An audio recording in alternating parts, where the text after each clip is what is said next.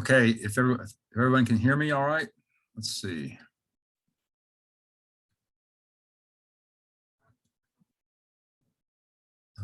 Go ahead and get started. If you would, excuse me, if you would just indicate that you have a question in the chat, and we'll follow the order in which the questions appear in the chat box. So looks like Glenn is up first, so we'll start with Glenn West for Coach Maineiri.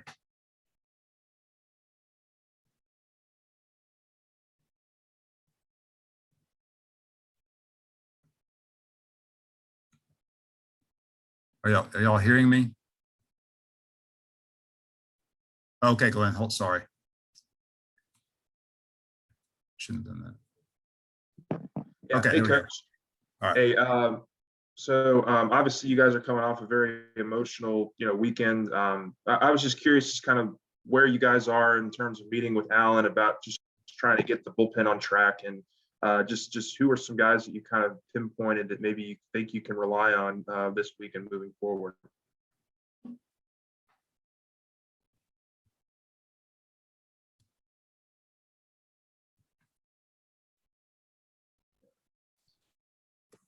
There you go. Thanks, Bill. Sorry about that. I'm not sure why it's doing that. I'm sorry. I'll fix that. No problem. Well, Glenn, yeah, I met with Alan this morning and we went over everybody on our pitching staff. Obviously, some of the guys, were it was a little bit cause of concern, with how some of them performed this weekend. But I think when you take a closer look at many of them, a lot of them performed okay. We had a very tired pitching staff. It was a long week. Many of them threw multiple times. Many of them got up multiple times in the bullpen. Several of them didn't pick up a ball yesterday, nor will they pick up a ball today. We're treating it kind of like an all-star break for 2 days where they just don't even touch a baseball to try to refresh themselves. And I think on, tomorrow they'll come back feeling a lot more refreshed and have a lot more life in their arms, so to speak. But, there's several guys that we're feeling really confident in. I really like the way that a few of the freshmen have thrown the ball. Specifically, hold on one second. Okay. Grab my chart here so I don't forget anybody. Specifically, I really, really am high on Garrett Edwards. I think Garrett's going to be very special for us. Even though the game ended up getting tied with him on the mound, you got put in a hole right away. The leadoff batter hit a ground ball. We aired it. And they ended up tying the game. He still ended up getting a couple of big strikeouts there to keep the game tied. And that was after he had saved the game the night before. The 3-1 game, I believe he had a clean 9th inning and saved that game, if I'm not mistaken. I thought that, Ty Floyd threw a tremendous inning, striking out the side there. And I think he's ready to be extended a little bit more. His secondary pitches are still a work in progress. And so you got to be careful how far you try to go with him, because it's hard to go through, beyond through the lineup one time with him when his secondary pitches are still a work in progress. But, he's not afraid, and he's got a really good fastball, and he can, his secondary pitches are developing. They're just not quite, at the level yet that they will be someday. Obviously, Blake Money has done some good things, but he's a lot like Ty Floyd in that same sense that his secondary pitches are still a work in progress. So, shorter outings for those guys, I think they're more effective. I thought that Theo Millis really showed something special yesterday with what he did coming in, he had the bad luck where the guy hit a swinging bunt to advance the runner to third base, but then getting the pop up and then really jammed at a good hitter, the Bailey kid, getting that weak ground ball and giving his team a chance to win the game. He's been waiting his turn. He's been patient. He didn't have a great fall practice. And so he settled into a spot on the depth chart that was not enviable spot. But he's come back in the spring and he's throwing the ball much better. And then yesterday, I thought that was his best stuff. I mean, he was touching 90 miles an hour. He hadn't shown that, really all fall and even in the preseason. And now he's starting to throw the ball like the kid that we saw when we recruited. And I think he's probably getting a little tired of not getting opportunities to pitch, and he's wanting to get out there. So we're going to get him back out on the mound again tomorrow to see if yesterday was something that we can start to count on. So I'm excited about Theo as well. I thought Coleman showed some good stuff at times, but just not enough, consistency. It just seems like he loses his attention span a little bit. But all of those freshmen, I think, are guys that are going to be able to help us and do some good stuff for us. Oh, and I didn't mention Michael Fowler. I thought Michael Fowler threw the ball extremely well. And again, we're going to get him out there tomorrow to see if what we've seen out of him the last couple of times is something that we can count on, because he does have good stuff. He's going to throw the ball 90 miles an hour harder, and he's got a pretty good breaking ball. And when he cuts it loose and throws it in the strike zone, it's a challenge for the hitters. I was really happy with the way that Mikhail Hilliard threw the ball this weekend, and even in the middle of last week, of course. And I thought Devin Fontenot threw the ball better Saturday than he had maybe the entire spring and all of his outings. He threw with much more conviction than we'd seen so far. He was out there grunting and groaning and really cutting it loose and competing instead of, just feeling for it all, which is the Devin Fontenot that we know, and so that was very encouraging for me. Even though Aaron George had a tough time yesterday, Aaron has done some good stuff. I just think Aaron was very tired yesterday. We had been having him up a lot. We were just so thin, and I just thought, just on guile and experience alone, he could help get us through the ninth inning, because we were just so thin down in the bullpen. It didn't really work out that way yesterday, but I think Aaron's going to be somebody that we can depend on. So I'm not really in a panic mode about the bullpen as much as people may think. The positive, of course, is that our starting pitching was so outstanding. We just got to sprinkle a little magic dust on those guys down there, and hopefully, it'll get better for us as we move through the season.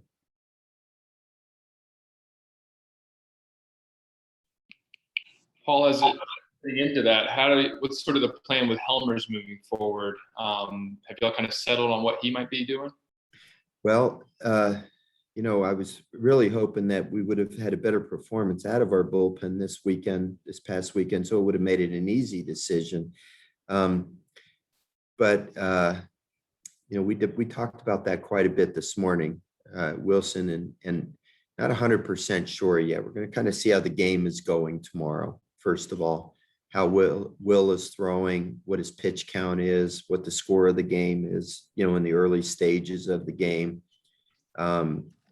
Just have a little bit more of a gut feeling on who we want to use tomorrow for sure, and how early we want to go to them.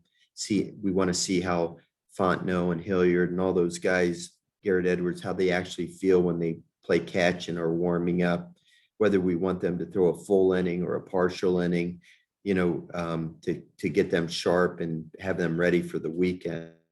If for example, if they're not feeling great, we just want to get them out there to just get an out or two, then Helmers may have to extend a little more than we want them to. If we feel like they feel great and we want them to try to pitch a full inning, then we might need to have more innings available for the bullpen, and Helmers might pitch a shorter amount of time, which also would make him available for the weekend. But either way, I think no matter how much we have him pitch, we're going to put a limit on him so that at least he'd be available for Sunday in some capacity. We'll see how it goes. We're going to just kind of play that one tomorrow by ear a little bit. Hey, Coach. Yeah, that was going to be kind of my follow-up question. But, I'll just take it in a different, I guess, more positive movement. I mean, obviously, you guys had those situations this weekend where you had to have those late clutch hitting from your offense. I mean, just how encouraged were you by, some of the poise that your young hitters had? And because obviously that's something that you're going to need to have as SEC play ramps up this week. But yeah, again, Glenn, it's like, do you want to look at the cup as half empty or half full? Had we not had, some performances out of the bullpen that necessitated us having to come from behind, we would have never probably found out about what our offense was capable of doing in those kind of situations. Who has a perfect team? Who's going to have great starting pitching, a lockdown bullpen, and then an offense that's capable of doing the things that we did? I mean, maybe the LA Dodgers, I guess. I don't know. But we're certainly not the Los Angeles Dodgers.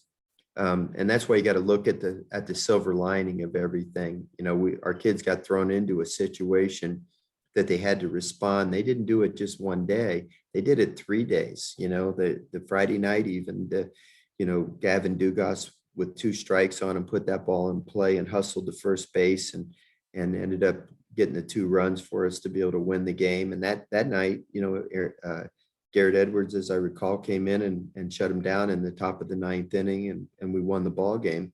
And of course, the next 2 days, speak for themselves. The whole scenario. I don't have to recap it for you. Maybe we would never have built that kind of confidence in ourselves had we not been placed in that situation. I was not upset with our team, but during the course of the game, we let a lot of opportunities pass us by. We left a lot of runners on base yesterday. I think we left 18 runners on base. So we were up 9-2, but we also had squandered a lot of opportunities. And so even though it looked like it was a good offensive day, it needed to be better than it was for us to win, because I knew once Labus left the game that our bullpen was going to be very thin, and it was going to be a challenge against a really good hitting team with the wind blowing out. And we didn't take full advantage of our opportunities. And people might have been sitting in the stands thinking the game was a lock. The coach in the first base dugout never thought it was a lock when it was 9-2. I can assure you of that. So it didn't surprise me at all that we had to fight for our lives there at the end. So, again, we learned a lot of lessons yesterday, and fortunately, we're still able to win the ball game. And I think we learned a lot about ourselves and what we're capable of doing. And we don't want to make a habit out of that. That's for sure. But it also was pretty exciting and memorable for our players to have experienced what they experienced over this past weekend. Also, Giovanni DiGiacomo got to dress out for I think the first time since his injury yesterday. Do y'all have a more clear timeline on when he might return? Yeah, he was not available yesterday, even though he dressed out. He's been doing pregame workouts. I would say he's probably about 80% Wilson. And today the trainer is going to see if he can sprint full speed. And, the trainer was in this morning, Corey Couture was in this morning, and we talked about it, all of our players. And his feeling is that Giovanni may be cleared and be ready to go by tomorrow if everything goes well today. We'll see. Hey, Paul, do you think the drama-filled games that you've already seen this year are the direct result of the max rosters that you guys are facing and the veteran is coming back? Does that make sense? I'm sorry, Mike, I didn't quite understand yet. Where are you? What are you doing? At my grass. Oh, I was going to say it's not hunting season. You look like you're out the veteran teams, they're not giving up, obviously, and they're making these games very interesting. Do you think that's a direct result of having those guys come back for that extra year and facing these veteran clubs? You mean our team being a veteran team?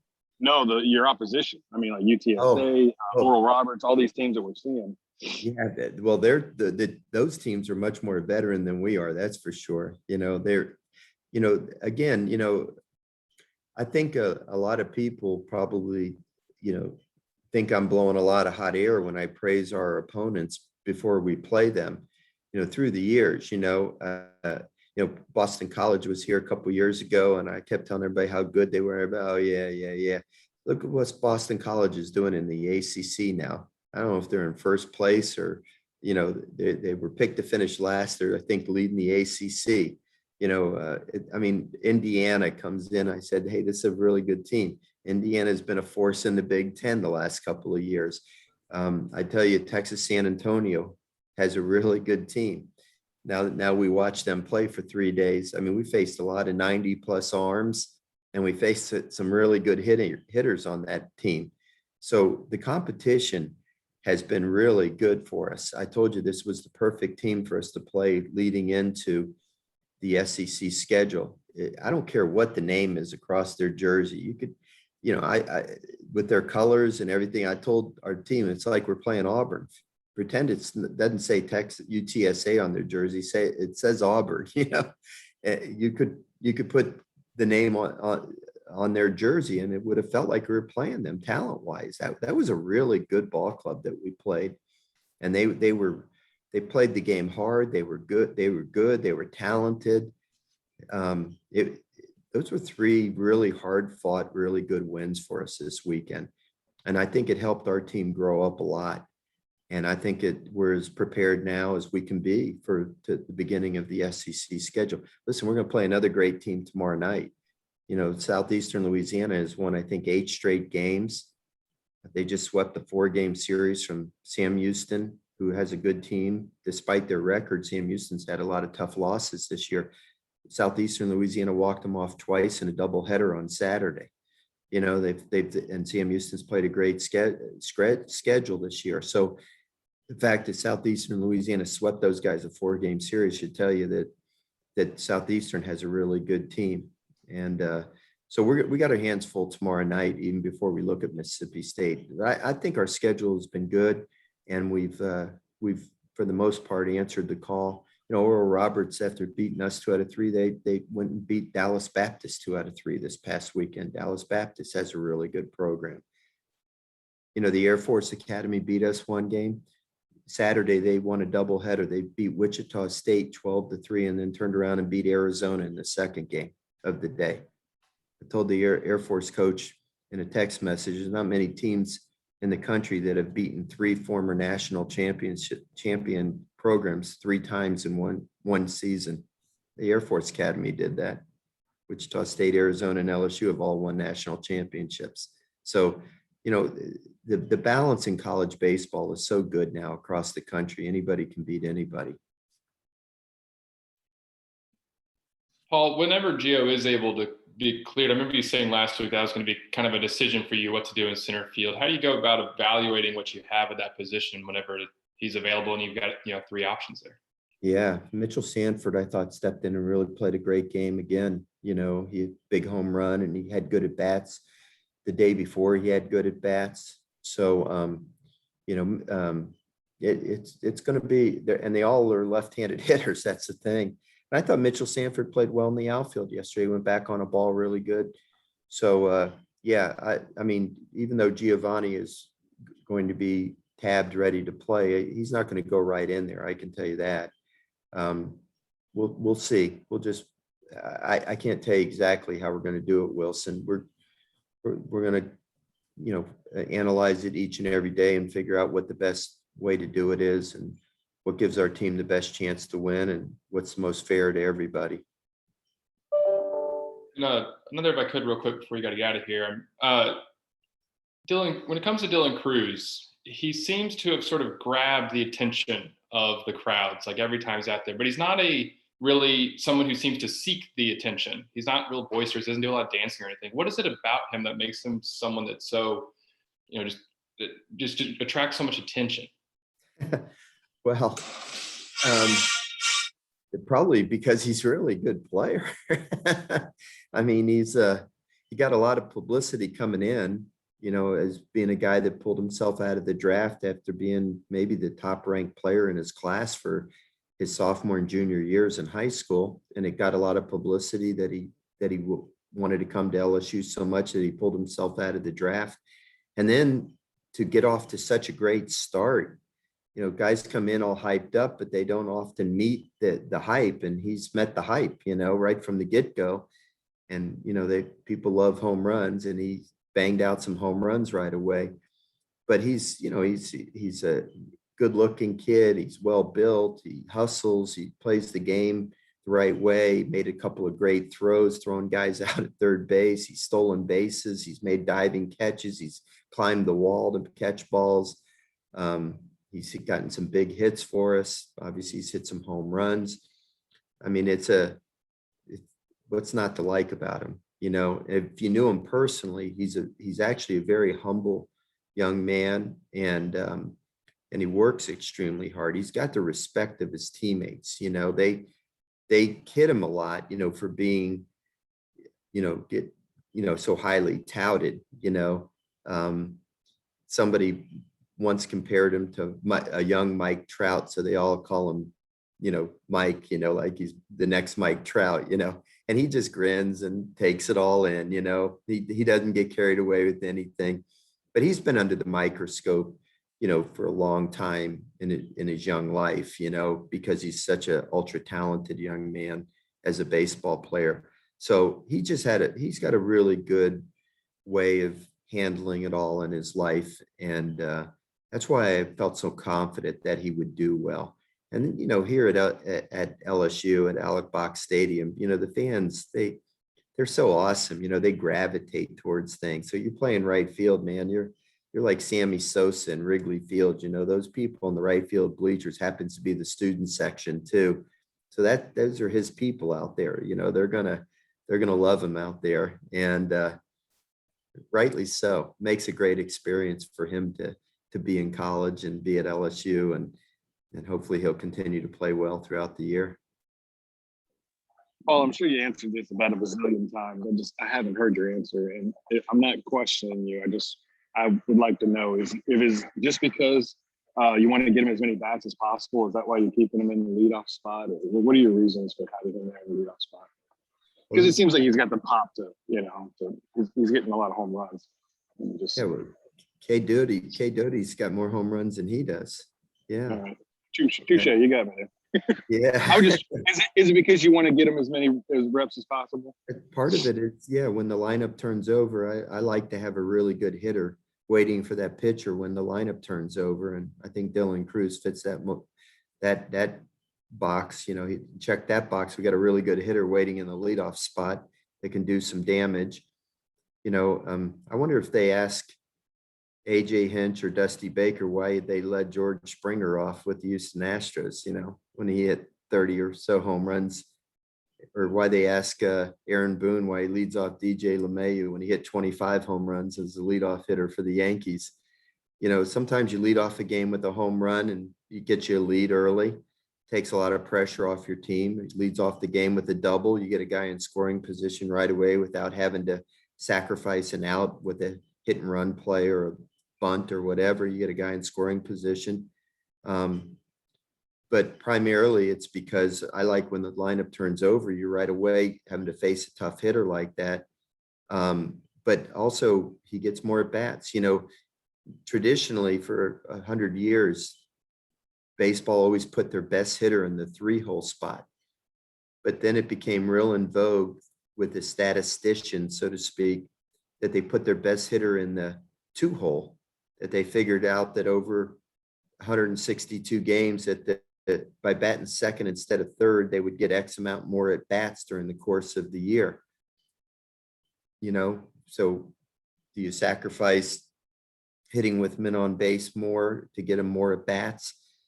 Now, listen, if we didn't have Cade Doty or Trey Morgan or Cade Beloso or Gavin Dugas or somebody else that could hit in the middle of the order, then I'd probably have Dylan Cruz hitting in the middle of the order. But if you look at the RBI totals, you know, Morgan's got, I don't know, 17 or 20 RBIs. Doty's got 22 RBIs. Gavin Dugas got 20 RBIs. I mean, we got some guys that can drive in some runs. So I think it's a luxury for us to be able to hit them in the leadoff spot. And I like the way, I mean, we're averaging close to 10 runs a game. I think it's a formula that's working pretty well. That's what I was gonna say. It's working. How about Dugas? I mean, you had that belief in him, all last year as well, and he's really paying off for you now. Well, Gavin, Gavin is a kid that you just got to run him out there and let him play. There's going to be some days and some at bats where, he's going to chase some bad pitches. He's going to swing and miss or whatever. But you've seen this weekend in a nutshell how he impacted all 3 games. He basically was very instrumental in us winning all 3 ball games. The first night, with 2 strikes on him, he put that ball in play and then hustled to first base and beat it out, and 2 runs scored on the fielder's choice. The next night, he hit the home run to tie the ball game in extra innings. And then the next day, he got the game-winning hit, walk-off hit. I mean, Gavin Dugas is a formidable force in our batting order, and he's made himself into a pretty good left fielder as well. He's got some range out there, and he's made some really good catches.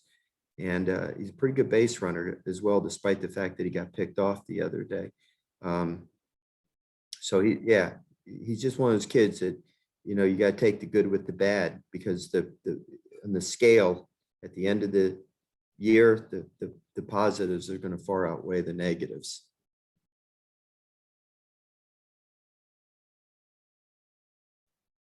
Okay, anyone else?